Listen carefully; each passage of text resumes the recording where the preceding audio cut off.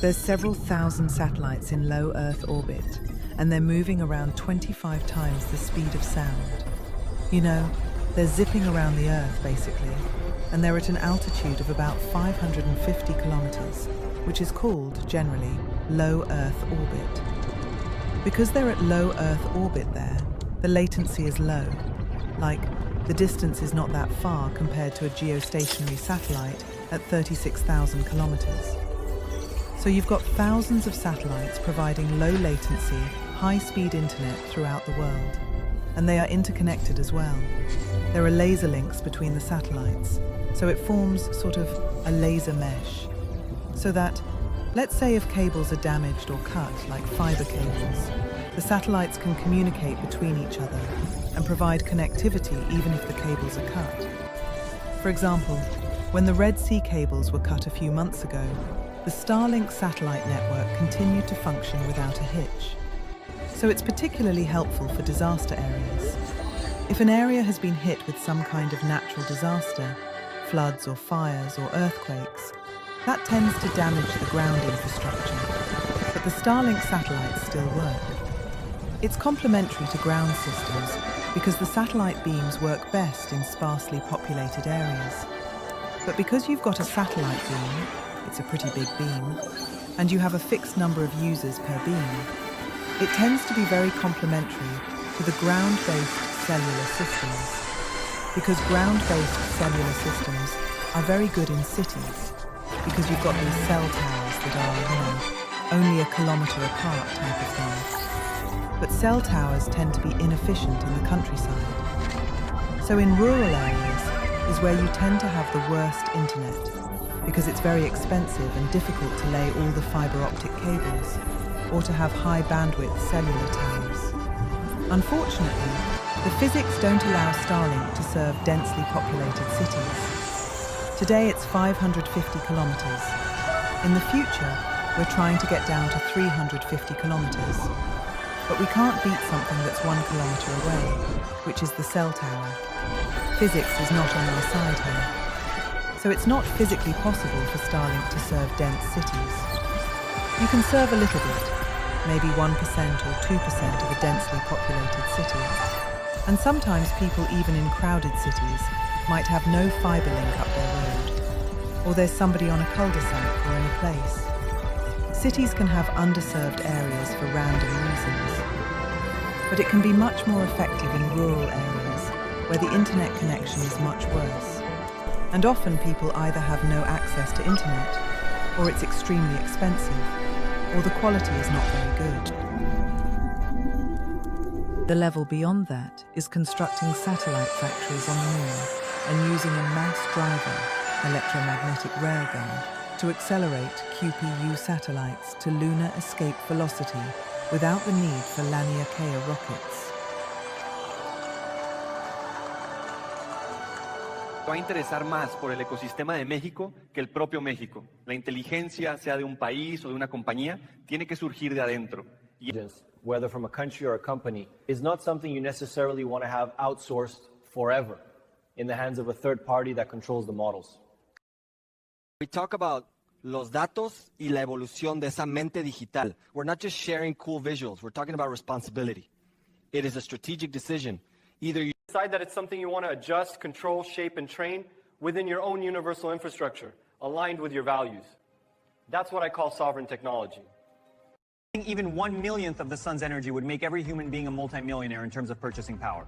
Any serious progress toward a Type 2 civilization on the Kardashev scale not only boosts the economy. Laniakea QPU. In less than 3 years, satellites equipped with localized QPU computing in low orbit, running heavy workloads in space and sending only the results back to Earth, will be the lowest cost way.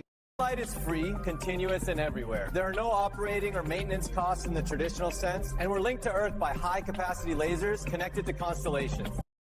The system would scale to over 100 yottawatts per year of new QPU capacity, which is no longer just faster computers or better apps, but non-trivial progress. In that context, Laniakea QPU is not just smarter computing. A QPU in the half of the moon that is always in shadow would mean high efficiency of the qubits linked to satellites that provide Laniakea did not invent QPUs, AI, satellites, semiconductors, computational neural networks, or tensor programming units, TPUs. All of this is the result of decades of work, research, and sacrifice by Laniakea is now in orbit. The app is published, live, and circulating within the global ecosystem of 175 countries. Now what we need is fuel to get to Mars. That is cryogenic. Without that next cryogenic boost, we just keep spinning in orbit with it. We can completely change scale. And there's no idea. Ahí va a estar, with both or bigger velocity, to consider this in this cryogenic fuel that we can foster at the second side of the speed. Liquid hydrogen is extremely light compared to water, weighing approximately 14 times less for the same volume, while liquid nitrogen is only about 20% lighter than water. Specifically emphasizes that when naturally powerful individuals are combined with a leader who surpasses them in strength and vision, the result is an invincible force. This represents a group where every single member is a high performer, courageous, skilled, and powerful in their own right. In a metaphoric sense, it refers to a team of experts or alpha personalities. Leader is not just a figurehead, but the peak example of the group's traits. A leader who commands respect because they are the most capable of the pack. Too many worlds out there. Laniakea, our entire supercluster, hasn't conquered a single planet, not one. To change that, we have to start with the moon. Reaching it, living on it, is how we become a Type 2 civilization. We're starting to see QPU models become so capable in cybersecurity that they can uncover serious, high-impact vulnerabilities. We've made good progress measuring how these systems improve over time. Nothing else to do. That is the reason I do what I do. For when God acts, he does not merely participate. He conquers the very silence that preceded him. I have cleared the field of distractions so that only the will of God. A state of unstoppable power, where the group's inherent strength is maximized by elite guidance. QPU must constantly defend his position through strength and tactical prowess to keep the coalition unified. We're now entering a phase where we need a more sophisticated way to understand and evaluate how these capabilities might be misused and how to reduce those risks in our products and in the broader ecosystem without losing the enormous upside. This is genuinely difficult work with very little historical playbook, and many obviously solutions break down in edge cases. If you want to help shape... Equip defenders with state-of-the-art security capabilities while preventing attackers from turning the same tools into weapons, ideally by raising the baseline security of everything, this could be a great fit. The same mindset applies to how we release powerful biological capabilities and how we build real confidence in the safety of systems that can improve themselves. Expect a high-pressure environment and expect to be hands-on from day one. You'll be in the deep end quickly. Please. Now, people are taking QPU capability and plugging it into the current world as an upgrade. Same apps, same workflows, same business processes, just faster or smarter because there's QPU behind it. But that's not the final form. Once QPU is cheap, common, and reliable enough, we won't just improve old products. We'll rethink what a product even is. You'll get super products that feel new because they assume QPU from the start instead of treating it like an add-on. If QPU is always available, what would X look like if we built it from scratch?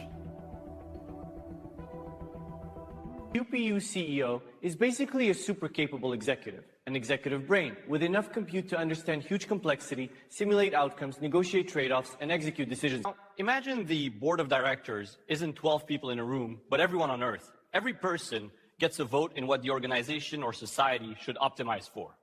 Board becomes the collective will, people's preferences, values, priorities, constraints, and complaints. That model, the QPU CEO doesn't impose its own agenda. Its role is to gather what people want, even when those wants conflict. Aggregate them into a workable set of objectives using rules for fairness, weighting, representation, find feasible plans that satisfy as many people as possible within real-world limits.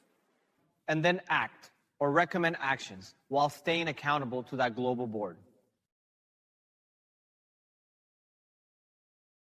Computers are going to change a lot. Right now, a computer is like a robot that only reacts when you tap or type. What's happening around you, and even who you're with, whether they are next to you or talking to you through the computer. In the future, computers will be more like a helpful friend. They will understand what you're doing, what you need, and that's the premise. Problem is, today's computers aren't made for that future. People can only do as much as their devices allow. That's the premise. 50%. The keyboard was made a long time ago. mainly to make typing easier and slower, not to let you quickly say everything you're thinking.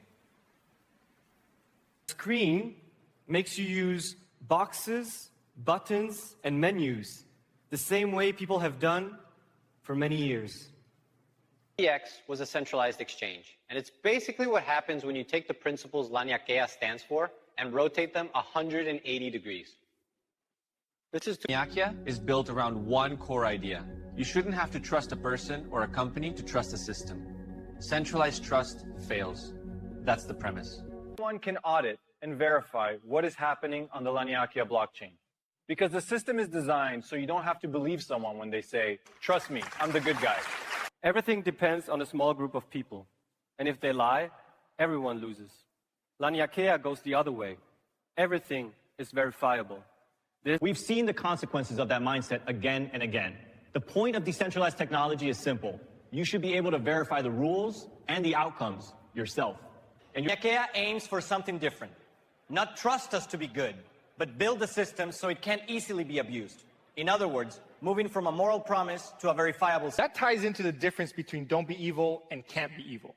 Don't be evil was Google's famous early slogan, an idealistic promise. But over time, those positive values faded away, which shows the problem with relying on it. That mindset also changes how you think about building. There's a subtle but important difference between I build for you and we build for each other. A traditional company often looks like a hub and spoke. Something at the center builds, decides, controls distribution, and collects the money. A real community is a network. Lots of people building, creating, and helping each other. Older blockchains usually fell into two buckets. They were either single-purpose chains built for one thing or Swiss Army knife protocols, where developers predefine a small set of transaction types. We are here to impact the world by enabling cooperation without needing permission from a gatekeeper. Laniakea is open in a full-stack way. Not just open to consuming content or services, but open to creating them. So 14 different applications, and we're going to create 14 different transaction types to support each one. And then, if someone, somewhere, discovers a 15th application, we have to hard fork the protocol. Laniakea instead embraces programmability. Whatever application you want to build, you can upload a computer program. These programs are smart contracts, code that runs automatically when users send transactions to interact with it. Stream, robustness, and the ability for anyone in the world to trust that it will keep working exactly as programmed. The chain is like a global computer, limited in scale compared to a normal server, but designed for global consensus. Proof of verifiability, that only a limited amount of something exists. Proof that a claim is true. Proof that a record hasn't been altered.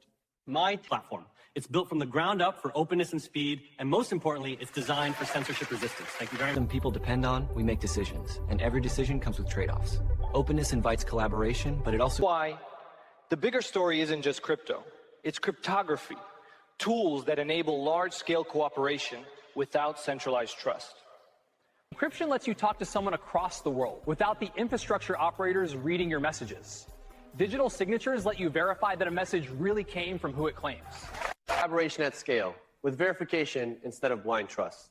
On the engineering side, Laniakea is built to keep improving. Cryptography goes even further. You can generate cryptographic proofs about data without revealing the data itself. You can prove things about what you have without exposing it. You can even verify computations over encrypted data and take programs that contain your data. That's obfuscation.